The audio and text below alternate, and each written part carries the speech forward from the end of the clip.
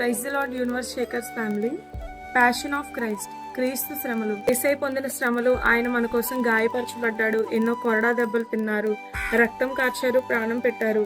ఆయనది మహాత్యాగమని మనకందరికీ తెలిసిన విషయమే. ఆయన పొందిన శ్రమ ద్వారా మనం నేర్చుకోవాల్సిన ఒక 3 విషయాలు ఈ దినాన్ని మీతో పంచుకోవాలని నేను ఆశపడుతున్నాను. రోమా 5:8 ఇలా ఉంటుంది కదండి, మనం ఇంకా పాపులమై ఉండగానే క్రీస్తు మన కోసం రక్తం కార్చి ప్రాణం పెట్టారని. ప్రేమించే ఒక వ్యక్తి కోసం ఎవరైనా ప్రాణం పెడతారు, కానీ ద్వేషించే వారి కోసం కూడా ప్రాణం పెట్టడానికి ఈ లోకానికి వచ్చారు.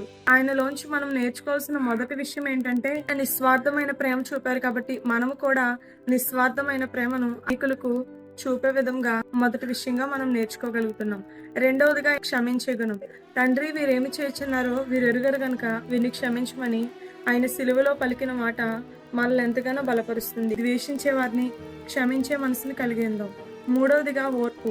ఆయన అంత సిలువ బాధ అనుభవిస్తూ ఉన్నా కానీ మన పాపం నుంచి మనల్ని విడిపించాలని ఆయన మరణం పొంది, ఆయన సిలువ మరణాన్ని అంతా ఓర్చుకొని మృత్యుంజయుడిగా తిరిగి లేచాడు. ఆయన పొందిన శ్రమల ద్వారా మనము ప్రేమను కలిగి ఉండాలని, క్షమాపణ కలిగి ఉండాలని, ఓర్పును కలిగి ఉండాలని మనం తెలుసుకున్నాం. కాబట్టి ఈ మాటలు దేవుడు మీ జీవితంలో దీవించి ఆశీర్వదించును గాక. ఆమేన్. Praise the lord.